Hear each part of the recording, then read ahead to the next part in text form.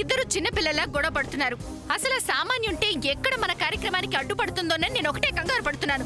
సర్లే, వాళ్ళు ఎలాగో వెళ్ళిపోయారు కదా అని ప్రశాంతంగా ఉంటే మీరు మళ్ళీ గొడవ మొదలు పెట్టారు. ఏంటమ్మా ఇది? వెళ్ళండి, వెళ్ళి పడుకోండి. పొద్దున్నే కాస్త సరిగ్గా ఇద్దరు టైంకి లేచి కార్యక్రమాలన్నీ సవ్యంగా జరిగేటట్టు చూసుకోండి, అంతే. ఇంకా మాట్లాడద్దు. నువ్వు కూడా వెళ్తున్నానులే అత్త.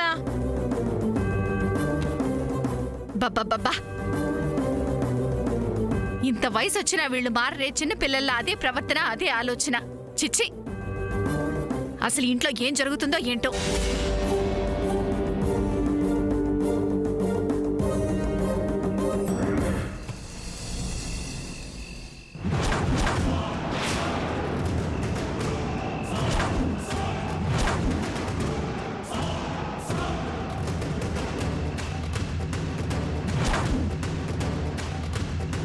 ఏయ్, వీడిని ఎందుకు తీసుకొచ్చావు?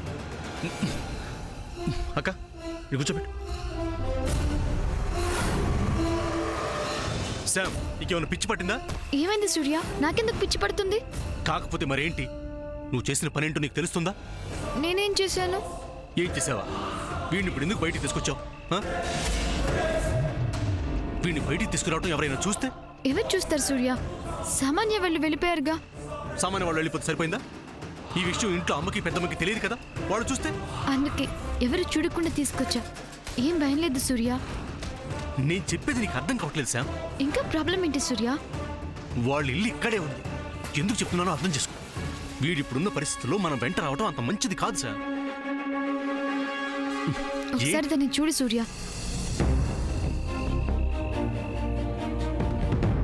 అతనికి ఇప్పుడేమీ గుర్తులేదు. అసలు తన ఈ ప్రపంచంలో ఉన్నాడన్న విషయం కూడా తెలీదు.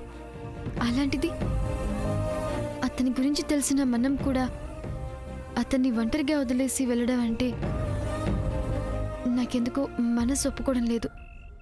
అది కాదు శామ్, నేను చెప్పేది కూడా అర్థం చేసుకోవడానికి ప్రయత్నించు. అవును సముద్ర, కాస్త సూర్య చెప్పేది కూడా విను.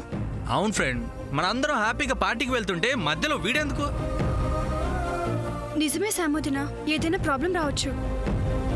అయిందా మీరందరూ మాట్లాడడం? అభి ఇప్పుడు పసిపిల్లాడు లాంటివాడు. అతనికి ఆకలేసినా దాహం వేసినా ఎవరిని ఏమీ అడగలేడు, మాట్లాడలేడు. అలాంటి వ్యక్తిని వదిలేసి వెళ్ళటం ఎంతవరకు కరెక్టో మీరే చెప్పండి. చూసారా, ఒక క్షణం మీరంతా ఆలోచించారంటే నేను చేసింది కరెక్ట్ అన్నమాట. ఇంకేం మాట్లాడకు సూర్య. మనం ఇప్పుడు అభిని బయటకు తీసుకెళ్తున్నాం, అంతే. పైగా ఇప్పుడు అభిని బయటకు తీసుకెళ్లడం వలన తనకేదైనా గుర్తు రావచ్చేమో. ఐ నో శామ్, ఇప్పటి వరకు మన లైఫ్లో ఏదీ సక్రమంగా జరగలేదు. సో ఏదైనా కాస్త మంచి జరుగుతుంది అంటే భయంగా ఉంటుంది కదా. ఇంకేం భయపడకు సూర్య. నా హంచ్ మనకంతా మంచి జరుగుతుందని చెప్తోంది. నా మాట విని పద. ఇంకేం మాట్లాడుకు, నన్ను నమ్ము. నువ్వు ముచ్చు మొహానువే కాదు, మొండి మొహానివి కూడా. ఎక్కు. అమ్మా, అలాంటి వాళ్ళది నిజమైన ప్రేమ కాదు, అది వ్యామోహం. ఎగ్జాక్ట్లీ చిన్నత్త.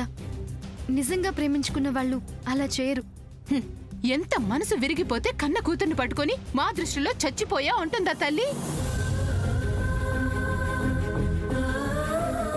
అది సరే అమ్మా, తన కూతురుతో తన మాట అనేటప్పుడు ఆమె మాటల్లో వ్యథ, కళ్ళల్లో బాధ గమనించావమ్మా?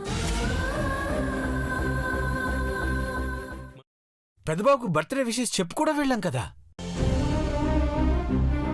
ఊరికే ఎలా కాలిపోతుంది? మంట పెడితేనో పడితేనో తగలబడుతుంది.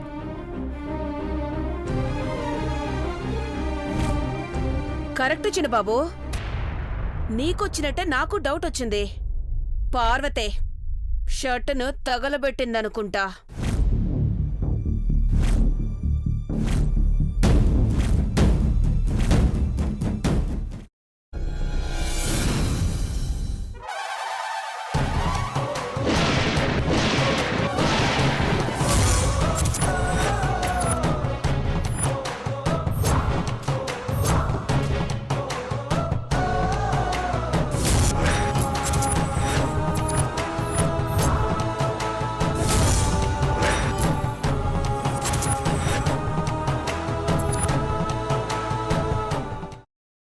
తర్వాత పొట్టు తీసేసి చాప్ చేసి పక్కన పెట్టుకోవాలి.